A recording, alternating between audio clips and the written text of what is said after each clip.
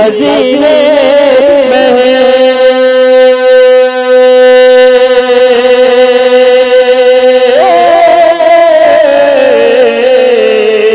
सोना चांदी नजीने खजीने में है। सोना चांदी नजीने खजीने में है। मैं यहाँ हूँ मेरा दिल मदीने में है। अरे मौत आए मुझे मौत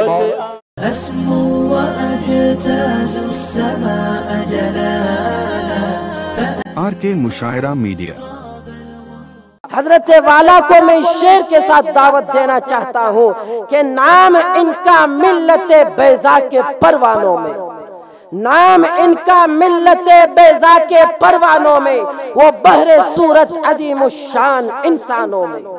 वलवला इस्लाम का इनके रगों में है रवां, वलवला इस्लाम का इनके रगों में है रवां। लर्जा इनके फिक्र से बातिल के ऐवानों में। दीन और हक के रहबर है मुफ्ती जाहिद हुसैन। दीन और हक के रहबर है मुफ्ती जाहिद हुसैन। कुफ्र के दुश्मन है मुफ्ती जाहिद हुसैन। शिर्क और बिदअत हो या हो नबी के दी का दुश्मन, शिर्क और बिदअत हो या हो नबी के दी का दुश्मन, दलाइल हक का देते हैं मुफ्ती जाहिद हुसैन। हजरत वाला से गुजारिश है कि आप अपने बयानात से हम सामईन के मुरझाते हुए दिलों को, बीमार दिलों को दवा दे और मुरझाते हुए दिलों को जिंदा बख्शे। हज़रात उलमाए किराम, बुजुर्गान मोहतरम, अजीज दोस्तों, पर्दानशीन, ख़वातीन इस्लाम, पहले मैं आप सारे हजरात को मुबारकबाद पेश करूं कि इतनी रात में भी आप हजरात यहाँ संजीदगी के साथ तशरीफ फरमाएं और जिम्मेदारान इजलास को भी मुबारकबाद पेश करता हूँ जिन्होंने आज के इस इजलास को यहाँ तक पहुँचाने में और कामयाब करने में हर तरह की मेहनत की है और कुर्बानी दी है। अल्लाह ताला इन सारे हजरात को बेहतर से बेहतर बदला अता फरमाए। आज के इस इजलास का उन्वान है तालीमी बेदारी, यानी उम्मत को तालीम के एतबार से बेदार करना है। और दूसरा उन्वान है इस्लाह मुआशरा, समाज में, सोसाइटी में जो गंदगियां फैली हैं, जो रूहानी बीमारियां फैली हैं, उनकी निशानदेही करना और उनके नुकसानात को बतलाना और उन्हें ख़त्म करने के लिए जो शरीयत ने रास्ता बताया है वो उम्मत को बतलाना है।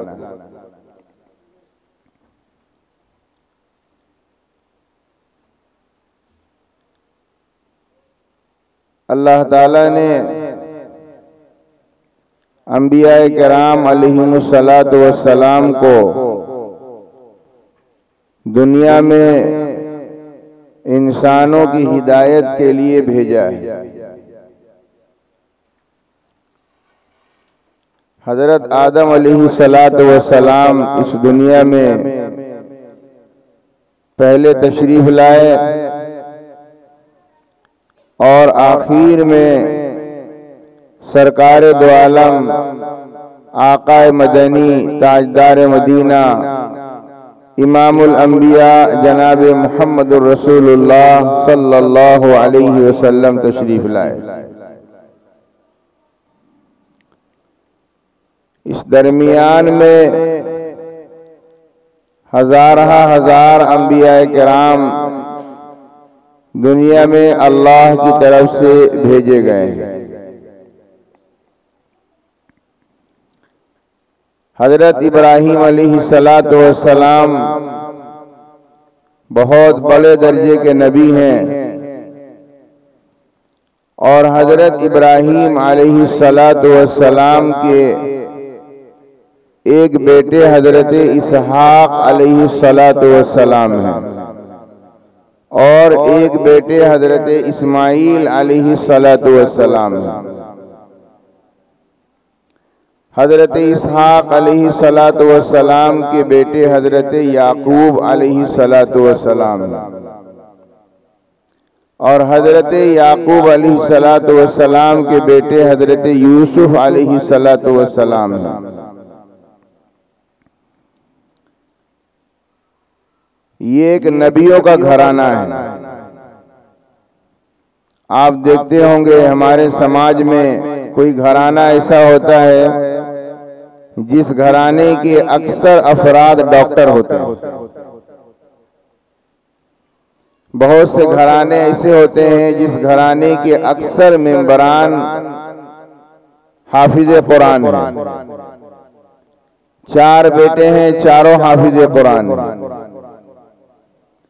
बहुत से घराने के अफराद में अक्सर उलमा होते हैं। ये अल्लाह की तरफ से है। अल्लाह जिस घराने को चुन ले तो अल्लाह ताला दुनिया में दीनी और दुनियावी कमालात अता करते हैं। तो अल्लाह ताला ने इब्राहीम अलैहिस्सलातु वस्सलाम के घराने को नबूवत के लिए चुना है।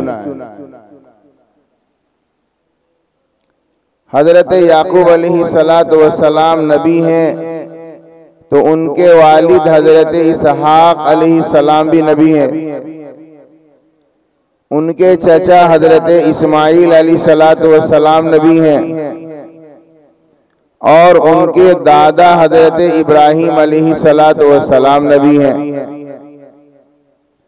फिर हजरत याकूब अलैहिस्सलातु वस्सलाम के बेटे हजरत यूसुफ अलैहिस्सलातु वस्सलाम नबी हैं और बाइबल की एक रिवायत के मुताबिक हजरत यहूदा वो भी नबी हैं। तो ये अंबिया किराम अलैहिमुस्सलातु वस्सलाम का घराना है। हजरत याकूब अलैहिस्सलातु वस्सलाम मिस्र के रहने वाले थे और जिस जमाने में हजरत याकूब अलैहिस्सलातु वस्सलाम नबी और रसूल बनाकर भेजे गए, मिस्र के हालात बहुत खराब थे। मिस्र में बुत परस्ती आम हो गई थी। जगह जगह बुतखाने बने हुए थे और जगह जगह मूर्तियां रखी हुई थी। लोग इन माबूदाने बातिला की इबादत किया करते थे। इसके अलावा लोग चांद की भी पूजा कर रहे हैं, सूरज की पूजा कर रहे हैं, दरियाओं की पूजा कर रहे हैं, दरख्तों की पूजा कर रहे हैं। जो भी कुदरत के मज़ाहिर नजर आ रहे हैं उनकी इबादत कर रहे हैं। यहां तक लिखा है कि लोग गाय की भी इबादत करते थे और पूजा करते थे। अब आप देखिए, जिस जमाने में हजरत याकूब अलैहिस्सलातु वस्सलाम नबी बनाकर भेजे गए, उस जमाने में मिस्र के ये हालात हैं कि यहाँ कुफ्र आम है, शिर्क आम है, बुत परस्ती आम है। उस जमाने में जो मिस्र के हालात थे, आज हमारे जमाने में हिंदुस्तान के हालात बिल्कुल सेम है, बिल्कुल बराबर है। यहाँ भी जगह जगह बुतखाने हैं, कुफ्र और शिर्क का बाजार गर्म है और कुदरत के मज़ाहिर की लोग पूजा कर रहे हैं, दरख्तों की भी पूजा हो रही है।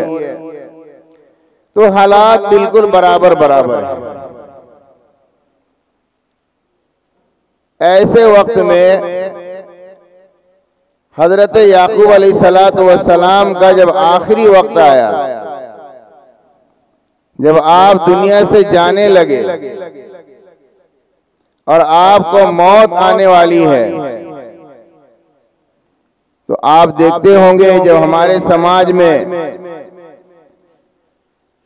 किसी ऐसे शख्स को जिसे बीमारी लाहिक हो जाती है, अब पता चलता है कि ये दुनिया से जाने वाला है, तो उनकी औलाद जमा हो जाती है, उनके रिश्तेदार जमा हो जाते हैं, मिलने वाले आते हैं।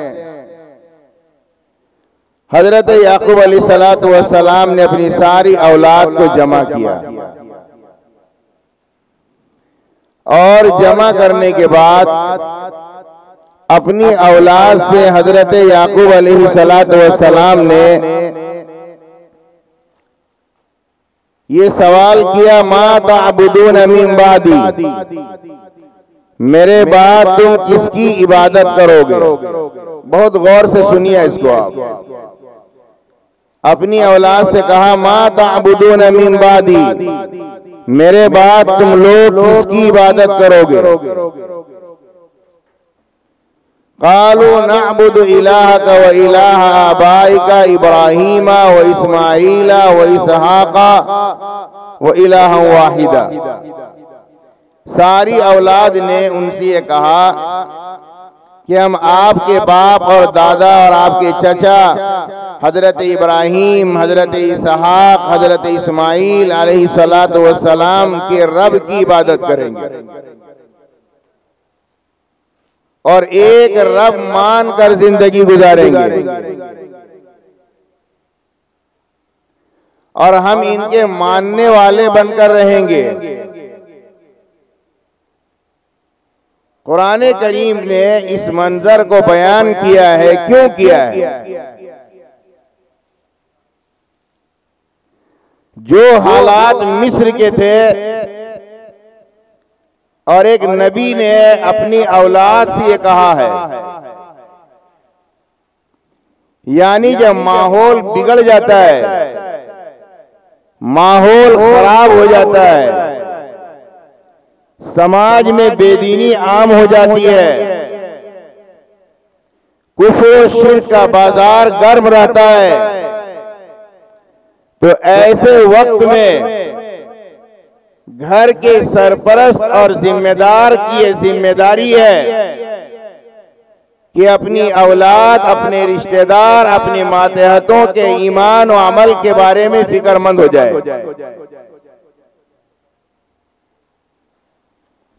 जब वहां कुफ्र का माहौल बहुत ज्यादा बढ़ गया है, शिर्क और बुत परस्ती आम है, ऐसे हालात में हजरत याकूब ने अपनी औलाद को जमा किया है। जबकि याद रखिएगा, उनकी औलाद में से बहुत से नबी होने वाले हैं, लेकिन नबी होकर भी अपनी औलाद से मुतमईन नहीं है। इसलिए मुतमईन नहीं है कि हालात बहुत खराब हैं। जब हालात खराब हो जाते हैं तो घर के जिम्मेदार को अपनी औलाद से मुतमईन नहीं होना चाहिए, बल्कि अपनी औलाद की तरबियत के बारे में, अपने रिश्तेदारों की तरबियत के बारे में चौकन्ना रहना चाहिए। आज हमारे यहाँ भी इसी तरह के हालात हैं। खुल्लम खुल्ला शिर्क और बुत परस्ती आम है।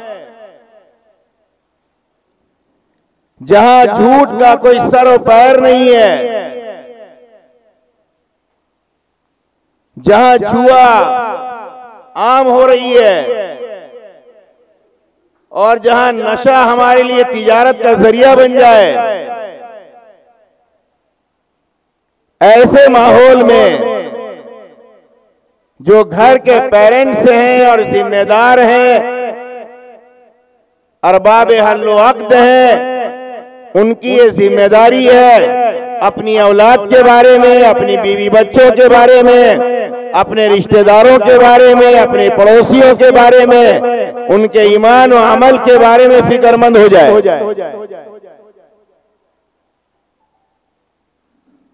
हमारी सबसे बड़ी कमी और खराबी है कि हम अपनी औलाद के बारे में मुतमईन हो जाते हैं कि जब उनके सामने में कहा जाए कि तुम्हारे बेटे ने नशा पीकर किसी के साथ झगड़ा किया है, नशे की हालत में मैंने सड़क पर गिरा हुआ पाया है, मैंने तुम्हारे भाई को नशा की तिजारत करते हुए देखा है, जब उनके बाप से ये कहा जाए तो ये कहते नहीं मेरा बेटा ऐसा नहीं कर सकता है। ये जो अपनी औलाद से हम मुतमईन हो गए हैं, ये हम अपनी औलाद को जहन्नम की तरफ धकेल रहे हैं। हमें अपनी औलाद से, अपने भाइयों से, अपनी बहनों से मुतमईन नहीं होना है, बल्कि चौकन्ना रहना है। हालात खराब है, कुछ भी हो सकता है।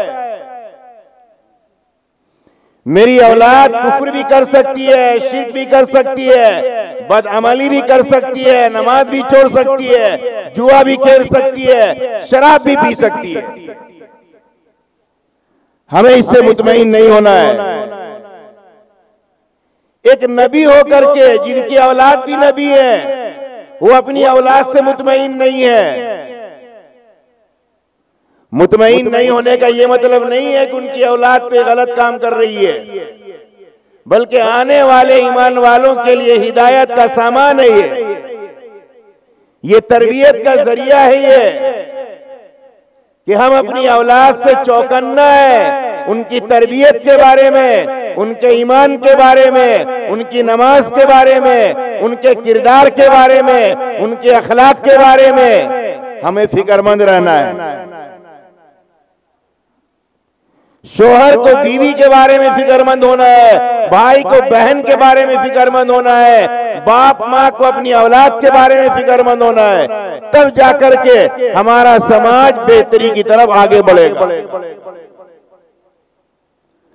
और जिस दिन हम मुतमईन हो गए कि नहीं मेरी बेटी गलत काम नहीं कर सकती है, मेरा बेटा कोई गलत काम नहीं कर सकता है, मेरा भाई कोई गलत काम नहीं कर सकता है, जिस दिन हम मुतमईन हो गए यानी हमने अपने रिश्तेदार को जहन्नम की तरफ धकेल दिया।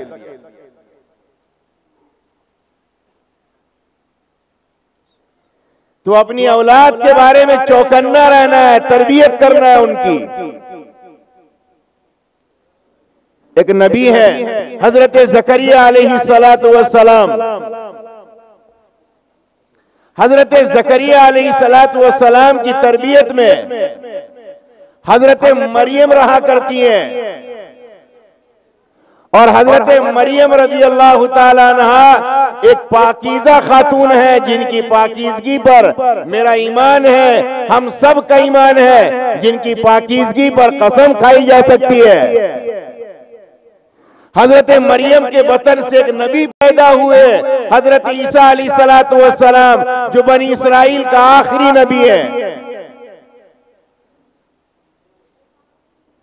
और ये ऐसे नबी हैं जो माँ के गोद में रहते हुए जब इन्होंने कहा काल इन्नी अब्दुल्लाह, मैं अल्लाह का बंदा हूँ, आतानी अल किताब, अल्लाह ने मुझे किताब दी है, वजअलनी नबिया, अल्लाह ने मुझे नबी बनाया है।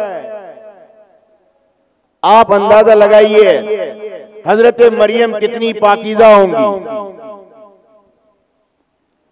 हजरत मरियम का कोई शौहर नहीं है, हजरत ईसा अलैहिस्सलातु वस्सलाम का कोई बाप नहीं है। अल्लाह ताला ने बगैर शौहर के हजरत मरियम के बतन से हजरत ईसा अलैहिस्सलातु वस्सलाम को पैदा किया है। अल्लाह ताला ने बगैर बाप के हजरत ईसा अलैहिस्सलातु वस्सलाम को पैदा किया है। अब बताइए हजरत मरियम कितनी पाकीज़ा होंगी। ये तस्करा अल्लाह ने कुरान में किया है। हमारा अकीदा है हजरत ईसा अलैहिस्सलाम बगैर बाप के पैदा हुए। अल्लाह ताला ने अपनी कुदरत का मुजाहरा किया है, दुनिया को दिखलाया है कि मैं असबाब को मैंने पैदा किया है, हम असबाब के मोहताज नहीं है, हम बगैर सबब के भी दुनिया के अंदर कारीगरी के कादिर हैं। क्या झमेला हो रहा भाई?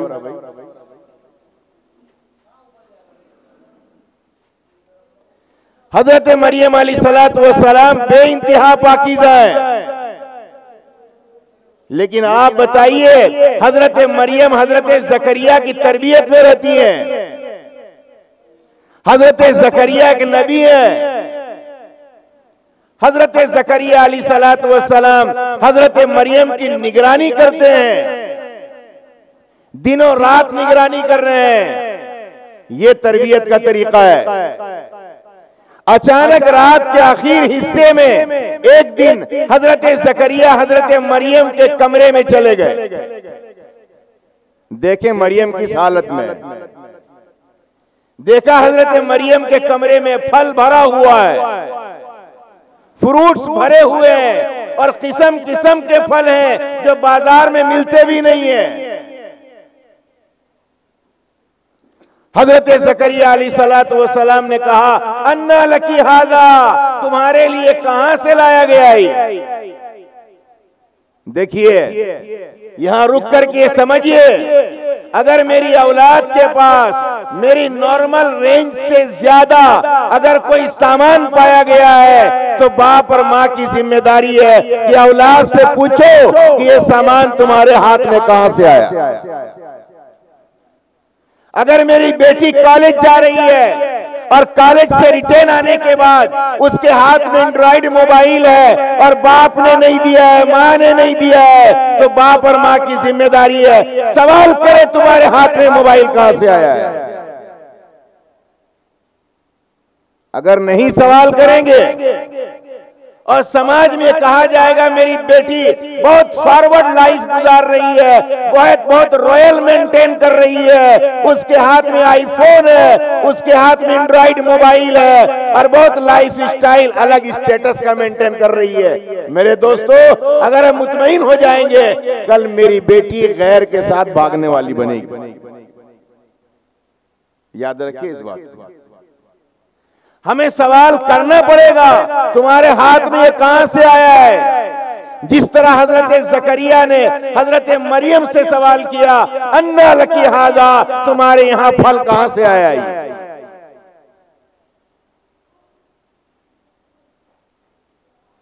हजरत मरियम ने जवाब दिया क़ालत हिय मिन इंदिल्लाह, ये अल्लाह की तरफ से है, अल्लाह ने मेरे खाने के लिए बेहतर से बेहतर फलों का इंतजाम किया है। ये कुरान में जवाब आया है। तो इसलिए जिम्मेदारों को यह पैगाम दिया जाएगा कि अपने मातहतों के बारे में चौकन्ना रहना है, अपने भाई के बारे में, अपनी बहन के बारे में, अपनी औलाद के बारे में, अपने बेटे के बारे में, अपनी बेटियों के बारे में हमें चौकन्ना रहना है। और नॉर्मल रेंज के से ऊपर उठकर अगर कोई सामान उसकी जिंदगी में है तो हमें सवाल करना है कि कहां से आया है। नहीं सवाल करेंगे इसका मतलब यह है कि बेटी मेरे हाथ से निकल रही है, औलाद मेरे हाथ से निकल रही है, इसीलिए हमें सवाल करना पड़ेगा। तो आज भी कुफ्र का माहौल है, बुत परस्ती का माहौल है, नशे का माहौल है, जगह जगह लोग नशे पी के पड़े हुए हैं, झमेला हो रहा है, झगड़ा हो रहा है, जगह जगह नशे की तिजारत हो रही है। मेरे दोस्तों ऐसे मौके पर अगर मेरा बेटा रात को देर से आ रहा है तो पूछना पड़ेगा इतनी देर कहां थे तुम। भाई पूछना है कि नहीं पूछना है? पूछना पड़ेगा ना, इतनी देर में रात में कहां से आए हो। अगर मेरा बेटा की कोई तिजारत नहीं है, कोई बिजनेस नहीं है, कोई मुलाजमत नहीं है, कोई जॉब नहीं है, अचानक रात को 10,000 20,000 रुपया ला के दे रहा है तो बाप और माँ की जिम्मेदारी है पूछो पैसे कहां से लाए हो। अगर नहीं पूछोगे तो हराम हमारे पेट में जाएगा। और याद रखिए इंडस्ट्रियल एरिया है, फैक्ट्रियों का अंबार है। सारे इंजीनियरों से पूछ लो कि रॉ मटेरियल जैसे होगा प्रोडक्शन भी ऐसे ही आएगा, है कि नहीं है? रॉ मटेरियल जैसे होगा प्रोडक्शन ऐसे ही आएगा। अगर रॉ मटेरियल हमने गलत दिया है तो उससे अच्छा प्रोडक्शन की उम्मीद नहीं है। अगर हम उसको खिलाएंगे हराम तो हलाल की जिंदगी की कोई उम्मीद नहीं है कि नहीं भाई? अगर हमने अपने औलाद को सवाल नहीं किया है कि तुम 10-20 हजार रुपया चंद मिनट में कहां से लाए हो, तो सारे घराने को हराम खिलाएगा और हराम का नतीजा ये होगा, ये बच्चा बदकिरदार बनेगा और बदकिरदार बनने का नतीजा ये होगा कल आगे चल करके बाप और मां को धक्के देकर घर से बाहर करेगा। उस टाइम बाप बोलेगा इमाम साहब एक तावीज दे दीजिए, मेरा बेटा मेरी बात नहीं मान रहा है। आप बताइए तावीज क्या काम करेगी? आप बताइए। जब सवाल करना था आपने सवाल नहीं किया, जब नमाज पढ़ने की बात आई थी आपने नमाज नहीं सिखाई, जब दीन की बात आई थी आपने दीन नहीं सिखाया, जब वो रात को पैसे ला करके दे रहा था आपको मजा आ रहा था, आज बीवी आ गई, बीवी की मोहब्बत में बाप और माँ को धक्के देकर बाहर कर दिया। अब सवाल करते हो इमाम साहब तावीज दे दीजिए, मेरा बेटा तो मेरी बात नहीं मान रहा है। बताओ जिंदगी हो रही नहीं हो रही इस तरह? वजह क्या है? वजह यही है, जिस तरह याकूब अलैहिस्सलाम ने मिस्र के बिगड़ते हालात के तनाजुर में अपनी औलाद से सवाल किया था कि मेरे बाद तुम किसकी इबादत करोगे, यानी याकूब अलैहिस्सलाम अपनी औलाद के ईमान के बारे में फिक्रमंद हैं। आज नशे के हालात हैं, नशे के हालात में अपनी औलाद के ईमान और अमल के बारे में बाप माँ को फिक्रमंद होना पड़ेगा, है कि नहीं है भाई? अगर फिक्रमंद नहीं होंगे तो ये हालात बिगड़ते चले जाएंगे और नतीजा ये निकलेगा कि मेरा बेटा कोई और लड़की लेकर जिंदगी गुजार रहा है और मेरी लड़की किसी और के साथ जा रही है, यहां तक कि वो गैर ईमान के साथ वाले के साथ जा रही है। औलाद भी गई, ईमान भी गया, है कि नहीं है? तो औलाद भी हाथ से जाएगी, बेटा भी हाथ से निकल जाएगा, बेटी भी हाथ से निकल जाएगी और ईमान भी चला जाएगा। इसलिए तरबियत के हवाले से ये जरूरी है कि अपने बच्चों को तालीम दीन की तालीम से आरास्ता किया जाए। अगर इसके दिल में याद रखिए, हमारा डंडा, हमारा मारना, हमारा गाली देना, हमारा रोकना, हम अपने बच्चों को बुराई से नहीं रोक सकते। हालात इतने खराब हैं, बुराई से रोकने का वाहिद रास्ता और अकेला रास्ता ये है हमारे बच्चों के दिल में अल्लाह के रसूल की मोहब्बत आ जाए। अगर मेरे बच्चों के दिलों में अल्लाह की और अल्लाह के रसूल की मोहब्बत आ जाएगी, ये मोहब्बत इसको नमाज छोड़ने से रोक देगी, ये मोहब्बत इसे जुआ खेलने से रोक देगी, ये मोहब्बत इसे नशे की तिजारत करने से रोक देगी और ये मोहब्बत इसे नशे का इस्तेमाल से भी रोक देगी। वो डरेगा मेरे दिल में अल्लाह की मोहब्बत है, मैं अल्लाह को क्या मुंह दिखाऊंगा, मेरे दिल में नबी की मोहब्बत है, मैं अल्लाह के रसूल को क्या मुंह दिखाऊंगा। ये मोहब्बत इंसान को बुराई से रोकने वाली है। इसलिए बचपन से कुरान और सुन्नत की तालीम दी जाए, अल्लाह की अजमत को, अल्लाह की बड़ाई को, अल्लाह की किबरियाई को बच्चों के दिलों में बिठाया जाए और रसूल पाक सल्लल्लाहु ताला अलैहि वसल्लम की कुर्बानियों को, मेहनतों को, मुजाहिदों को और आपकी जात से कितनी मोहब्बत होनी चाहिए ये बच्चों के दिल में बिठाई जाए।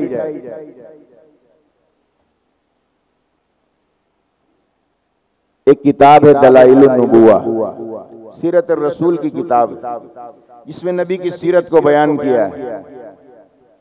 दलाइलुन नबुवा के मुकदमे में शेख सुलेमान जो मुसन्निफ हैं अपनी जिंदगी के एक वाकया बयान करते हैं। और वाकया ये बयान करते हैं। बहुत सारी मस्तूरात सुने यहाँ पर हैं, तो मैं चाहता हूँ कि उन तक ये पैगाम पहुँच जाए।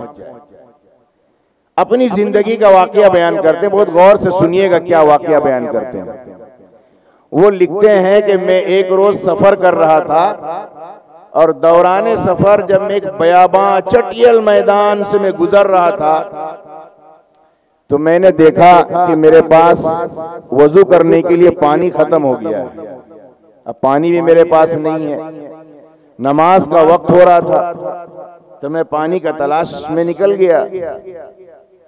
बहुत दूर जाने के बाद जब नमाज का आखिरी वक्त हुआ तो देखा कि कुआं नजर आया और कुआं में पानी है, लेकिन पानी बहुत नीचे है और निकालने के लिए मेरे पास कोई सामान नहीं है और नमाज का वक्त भी खत्म होने वाला है। हज़रत सुलेमान फरमाते हैं कि मैं परेशान रहा। इस परेशानी के आलम में थोड़ी देर में मुझे एक लड़की नजर आई, 10 साल की, छोटी सी बच्ची है, 10 साल की नजर आई मुझे। अचानक घूमते घूमते कहीं टहल रही थी, आ गई वो। उस बच्ची ने मुझसे कहा कि आप मुसाफिर हैं? कहा मैं मुसाफिर हूं। कहा कि आप परेशान दिख रहे हैं? कहा मैं परेशान दिख रहा हूं। कहा क्या बात है? कहा परेशान इसलिए हूं कि नमाज का आखिरी वक्त है और वजू करने के लिए मेरे पास पानी नहीं है। अब एक कुआं मिला है, पानी है, तो इतना नीचे है कि निकालने के लिए मेरे पास सामान नहीं है। तो वो बच्ची कहती है ऐसा है कि आप मेरे साथ कुआं के करीब आ जाइए, पानी खुद ही ऊपर आ जाएगा। हजरत सुलेमान फरमाते हैं कि मैं उस लड़की के साथ कुआं के करीब गया तो वाकईतन पानी ऊपर आ गया। मैंने पानी से वजू किया, जल्दी से 2 रकात नमाज पढ़ी। फिर मैंने लड़की से पूछा कि तुम कौन हो? तो उस बच्ची ने कहा कि मैं फुला मोहल्ले में रहती हूँ, फुला खानदान से मेरा ताल्लुक है, मेरे वालिद साहब फुला है, मेरी माँ फुला है। तो मैं अचानक घूमते घूमते टहलते टहलते इधर चली आई थी, मेरे खानदान के लोग हैं, फुला बस्ती में रहती हूँ मैं। तो शेख सुलेमान फरमाते नहीं नहीं, वो समझाने वाली बात है, ये बताओ कि तुम्हारे अंदर खूबी क्या है? तो लड़की बोलती मेरे अंदर कोई खूबी तो है नहीं, बस ये है कि मुझे यकीन है कि मैं जब कुआं के करीब आ जाऊंगी तो पानी ऊपर आ जाएगा। मुझे अल्लाह की जात पर यकीन है और इसलिए यकीन है कि जब भी इस तरह की जरूरत पड़ती है मुझे तो अल्लाह ताला फौरन मुझे आराम के लिए, मेरी राहत के लिए सामान मुहैया कर देता है। मैं गुजरती रहती हूँ, अचानक धूप निकलती है तो फौरन कोई आकर मुझे साया कर देता है। तो मुझे यकीन है कि मैं कुआं के करीब आऊंगी तो पानी ऊपर आ जाएगा। शेख सुलेमान तो बहुत बड़े आलिम है, इतनी आसानी से समझने वाले तो है नहीं। शेख सुलेमान ने फरमाया नहीं, ये बताओ कि तुम करती क्या हो, क्या अमल करती हो जिसकी बुनियाद पर तेरे अंदर ये कमाल है, मेरे अंदर नहीं है। मैं जब कुआं के करीब आया तो पानी नहीं आया और तुम्हारे आने की वजह से कुआं में पानी ऊपर चला आया। अब मैं यहां पर रुककर सारी मस्तूरात से कहूंगा, मेरी बात को गौर से सुने। वो लड़की बोलती है कि मेरे अंदर तो कोई खूबी नहीं है, लेकिन मेरा एक अमल है जो रोजाना मेरी माँ मुझे करवाती है। वो लड़की बोलती है कि जब तक मैं सोने से पहले 1000 बार नबी की शान में दरूद न पढ़ लूं, मेरी माँ मुझे सोने नहीं देती। जब तक मैं सोने से पहले नबी की शान मुबारक में 1000 बार दरूद पाक का विर्द न कर लूं, मेरी माँ मुझे सोने नहीं देती है। हम कहेंगे अपनी मस्तूरात से, अपनी खवातीन से 1000 बार छोड़िए, आप अपने बच्चों को सोते वक्त सिर्फ 10 बार पढ़वाइए ना। पढ़ा सकते हैं कि नहीं पढ़ा सकते? सिर्फ 10 बार सोते वक्त पढ़ा दीजिए, इन बच्चों के दिलों में नबी की मोहब्बत आएगी और यही मोहब्बत इन्हें बुराई से रोक देगी। क्या भाई ये काम कर सकते हैं? नहीं कर सकते? कर सकते हैं ना? अगर यकीन के साथ करेंगे, अल्लाह पाक हमारे दिलों में नबी की मोहब्बत डाल देगा और नबी की मोहब्बत की बुनियाद पर हम बुराई से रुक जाएंगे। दूसरी बात, आज हम लोग अपनी जरूरत के लिए कितने परेशान हैं। बात इस्तिग़फ़ार की आ रही थी, मैंने सोचा कि चलो इस मौजू को और आगे बढ़ाते हैं। माहौल गुनाह से जमीन भर चुकी है। ऐसे मौके पर बाकमाल इंसान वो है जिसकी जबान हर वक्त इस्तिग़फ़ार से तर रहे। और ये कोई मैगजीन की बात नहीं है, कोई अखबार की बात नहीं है, कोई और किताब की बात नहीं है, बल्कि मैं आगे बढ़कर ये कहूं, ये हदीस की बात भी नहीं है, बल्कि ये कुरान की बात है।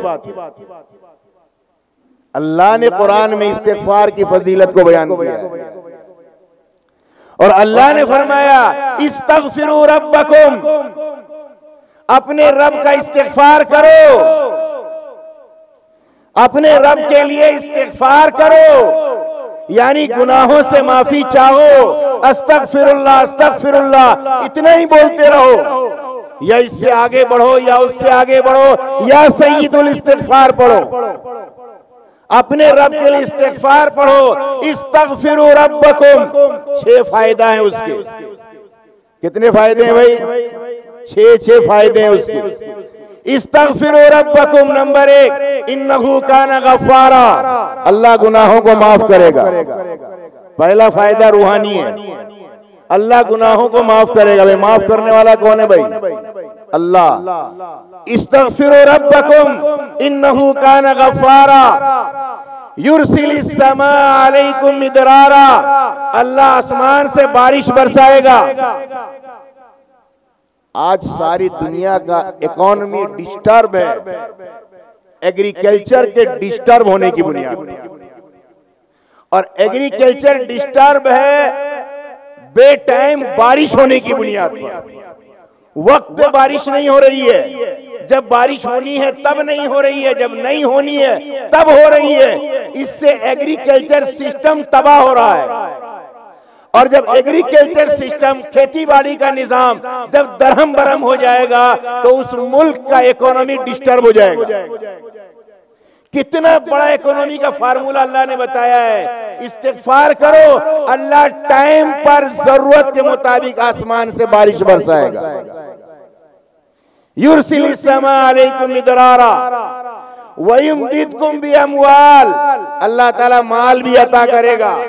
हम माल के लिए परेशान हैं, जुआ खेल रहे हैं माल के लिए, रातों को जाग रहे हैं, चोरी में मुब्तला है, डकैती में मुब्तला है माल के लिए। शराब की तिजारत है, नशे की तिजारत है माल के लिए। अल्लाह फरमा रहा इस्तिग़फ़ार पढ़ो ना, अल्लाह माल भी देगा।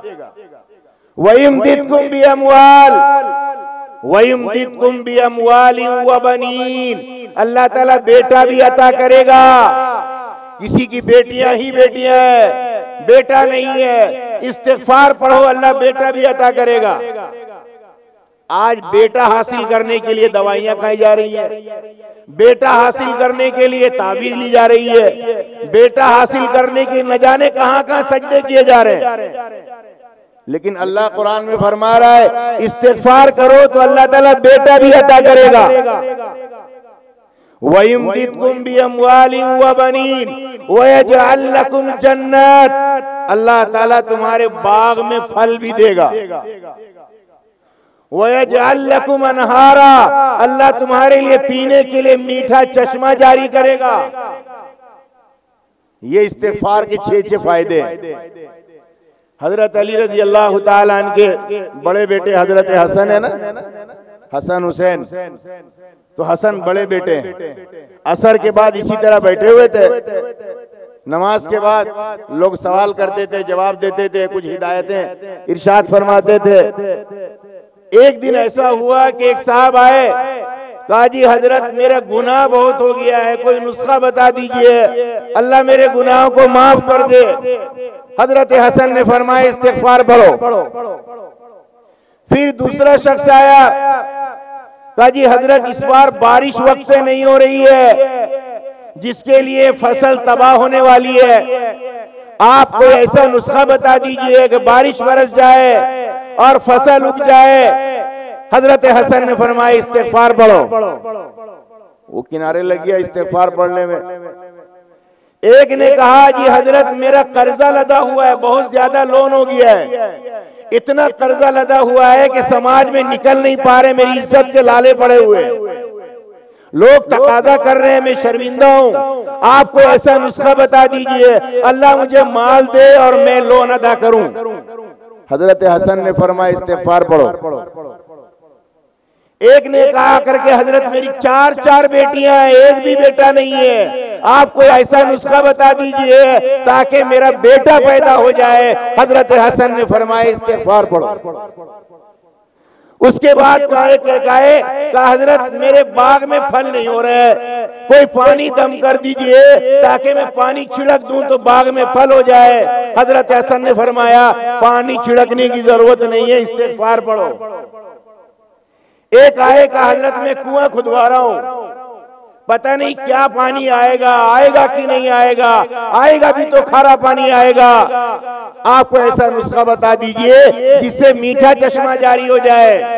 का इस्तिग़फ़ार पढ़ो।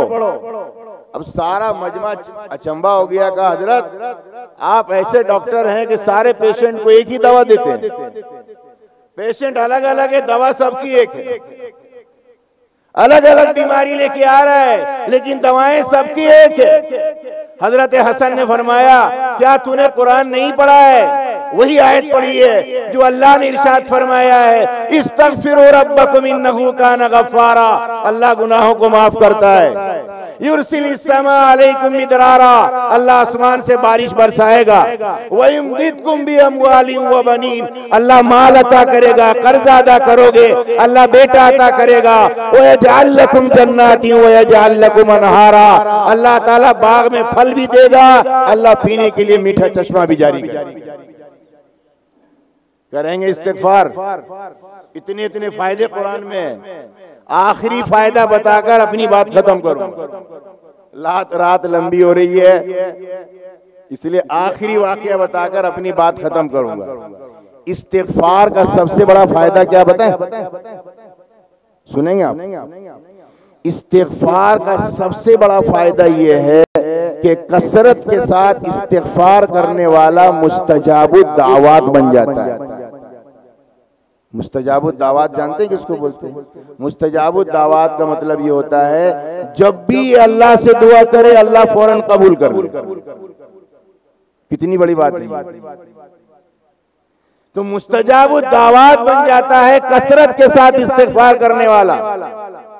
इसकी मिसाल तारीख में लिखी हुई है और मिसाल ये लिखी है कि हमारे 4 बड़े इमाम है ना भाई, हजरत इमाम अबू हनीफा रहमतुल्लाह अलैह, हजरत इमाम मालिक रहमतुल्लाह अलैह, हजरत इमाम शाफी रहमतुल्लाह अलैह, हजरत इमाम अहमद इब्न हंबल रहमतुल्लाह अलैह। ये जो चौथे इमाम है ना इमाम अहमद इब्न हंबल, इमाम अहमद इब्न हंबल रहमतुल्लाह अलैह एक रोज सफर में निकल गए।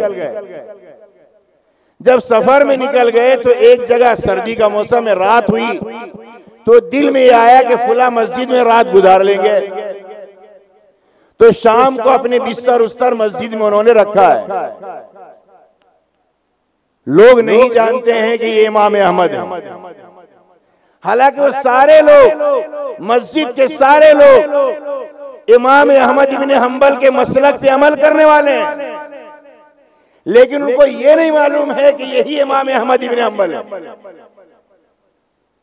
लिहाजा मगरिब के वक्त लोग आए, कमेटी के सदर साहब कहे बिस्तर किनका है? इमाम अहमद इब्न हंबल ने कहा कि मेरा है। आप कौन है? मैं एक मुसाफिर हूं। कहे बिस्तर बाहर कर दीजिए वरना फेंक देंगे हम इसे। समझ में आ रही बात? इमाम अहमद कितने बड़े इमाम, वो नहीं बाहर किए। लोग आए इशा में, वो कमेटी के लोग होते हैं ना बहुत सारे टाइट लोग, होते कि नहीं होते? इशा में आए, देखा कि इन्होंने बिस्तर बाहर नहीं किया, बाहर लेके फेंक दिया उन्होंने बिस्तर और सारा सामान बाहर डाल दिया। इमाम अहमद इब्न हंबल ने कहा इलाहुल आलमीन तेरी जमीन भी तंग हो गई है, आज तो तेरा घर भी तंग हो गया इमाम अहमद के लिए। आज तो इमाम अहमद के लिए जमीन क्या तंग हुई, तेरा घर भी तंग हो गया है। लोग मुझे तेरे घर में रहने नहीं दे रहे हैं। तो इमाम अहमद इब्न हंबल रहमतुल्लाह अलैह अपने बोरिया बिस्तर लेकर चले।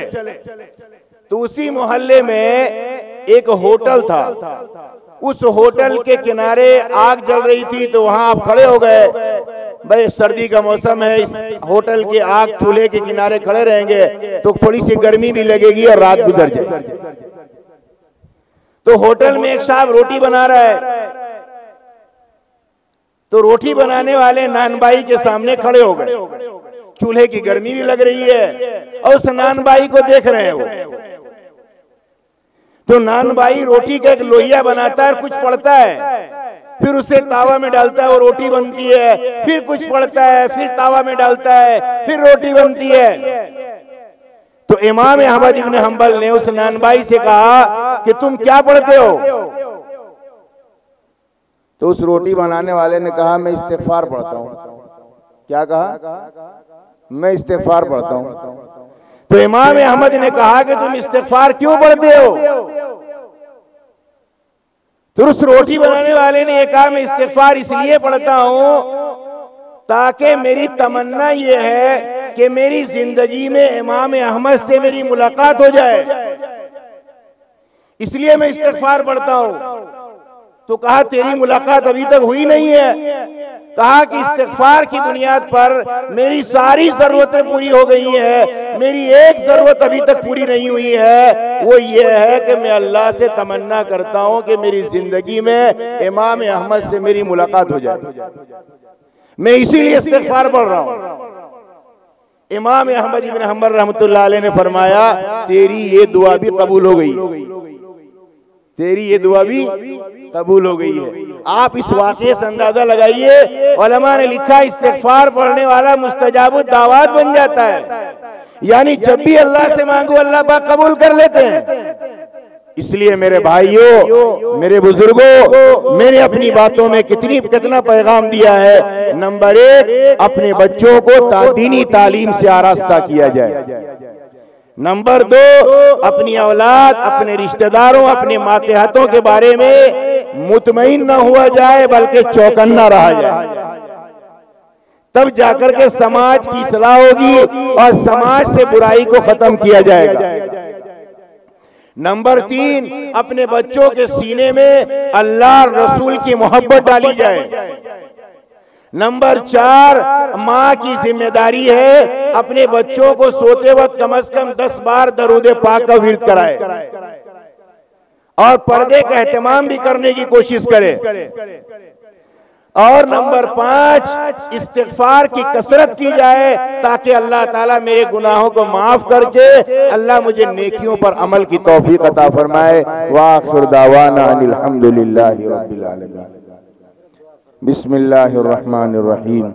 अल्हम्दुलिल्लाहि रब्बिल आलमीन अर्रहमानिर रहीम मालिकि यौमिद्दीन वस्सलातु वस्सलामु अला रसूलिहिन नबिय्यिल उम्मिय्यिल करीम मुहम्मदिन व आलिहि व अस्हाबिहि अजमाइन। ला इलाहा इल्ला अंत सुब्हानका इन्नी कुन्तु मिनज़ ज़ालिमीन। रब्बना ज़लमना अनफुसना व इल्लम तग़फिर लना व तरहमना लनकूनन्न मिनल खासिरीन। रब्बना आतिना फिद दुनिया हसना व फिल आखिरति हसना व क़िना अज़ाबन नार। अल्लाहुम्मा इन्नी अस्अलुकल हुदा वत तुक़ा वल अफ़ाफ़ वल गिना। अल्लाहुम्मा आति नफ्सी तक़वाहा व ज़क्किहा अंत खैरु मन ज़क्काहा अंत वलियुहा व मौलाहा। अल्लाहुम्मा इन्नी अस्अलुका ईमानन कामिला व यक़ीनन सादिक़ा व क़ल्बन ख़ाशिआ व लिसानन ज़ाकिरा व अमलन मुतक़ब्बला। ए अल्लाह, हम सब के गुनाहों को माफ़ फरमा। ए अल्लाह, हमारी ख़ताओं को दरगुजर फरमा। ए अल्लाह, हम तमाम गुनाहों से तौबा करते हैं, सच्चे दिल से तौबा करते हैं, आइंदा न करने का वादा करते हैं। जो गुनाह हमसे हो चुका है ए अल्लाह, हम उस पर शर्मिंदगी का एहसास करते हैं। महज अपने फजल करम से हम सब की तौबा को कबूल फरमा। ए अल्लाह, हम सब के हर तरह के गुनाहों को माफ़ फरमा। आफियत वाली बरकत वाली जिंदगी नसीब फरमा। घरों में तिजारतों में बरकत और खैर अता फरमा। रिज़्क़ हलाल नसीब फरमा। ए अल्लाह, हराम से बचने की तौफीक अता फरमा। नफ्स और शैतान के शर और फितने से हमारी हिफाजत फरमा। ए अल्लाह, दीन पर चलना आसान फरमा, अपने मर्जियात पर चलने की तौफीक अता फरमा, रज़ा वाले आमाल करने की तौफीक अता फरमा, नाराज़गी वाले अमाल से हमारी हिफाजत फरमा, बीमारों को शिफा अता फरमा, हमारे मरहुमीन की मग़फ़िरत फरमा, जन्नतुल फिरदौस में आला से आला मुकाम नसीब फरमा। ए अल्लाह, इस बस्ती पर अपनी ख़ास रहमत का नुज़ूल फरमा, हमारे नौजवानों की हिफाजत फरमा, हमारी नौजवान लड़कियों की हिफाजत फरमा, मस्तूरात की इज़्ज़त और नामूस की हिफाजत फरमा, ईमान और अमल की सलामती अता फरमा। ए अल्लाह, दीन को आम फरमा। ए अल्लाह, दीन पर मर मिटने की तौफीक अता फरमा, दीन को लेकर चलने वाला बना। ए अल्लाह, दीन पर अमल करना आसान फरमा। ए अल्लाह, इस जलसे को कबूल फरमा, इस छोटे से मजमे को कबूल फरमा कर हम सब के लिए और पूरे आलम के लिए हिदायत का जरिया बना। ए अल्लाह, जिन जिन लोगों ने आज की इस जलसे को सजाने में, कामयाब बनाने में जान और माल और वक्त की कुर्बानी दी है, मेहनतें की हैं, ए अल्लाह, उनकी मेहनतों को, कुर्बानियों को कबूल फरमा। ए अल्लाह, जितने अहबाब यहाँ हाथ उठाए हुए हैं, दिल में जो भी मुरादें हैं आप बेहतर जानते, हमें तो कुछ भी नहीं मालूम। ए अल्लाह, सब की मुरादों को पूरा फरमा। ए अल्लाह, दिलों में आने वाले बुरे ख्यालात और वसवसों से भी हमारी हिफाजत फरमा। ए अल्लाह, गीबत से, हसद से, जलन से, बुग़्ज़ से हम सब की हिफाजत फरमा। किब्र से, शिर्क से, बुत परस्ती से, निफाक से, बिदअत से, रस्मियात से हमारी हिफाजत फरमा। अपने को बड़ा समझने और दूसरे को छोटा समझने से हिफाजत फरमा। अपने को छोटा समझकर दूसरे को बड़ा समझकर जिंदगी गुजारने की तौफीक अता फरमा। अपनी ज़रूरतों को, अपने हुकूक को दबाकर दूसरे की ज़रूरत और हुकूक को अदा करने की तौफीक अता फरमा। ए अल्लाह, जिन जिन लोगों ने दुआओं के लिए कहा है उनके मकासद हसना में कामयाबी नसीब फरमा। ए अल्लाह, जिन जिन के दिल में जो भी मुरादें हैं आप बेहतर जानते हैं, सब की मुरादों को पूरा फरमा। हमारी ज़िंदगी जो गुजरनी थी गुजर गई, आइंदा जो ज़िंदगी के अय्याम बचे हैं सुन्नत और शरीयत के मुताबिक गुजारने की तौफीक अता फरमा। ए अल्लाह, आने वाले वक्त को हमारे लिए गुजरे हुए वक्त से बेहतर बना और सबसे बेहतर हमारा आखिरी वक्त को बना। हम सब का अपने अपने वक्त पर ईमान और कलमा नसीब फरमा।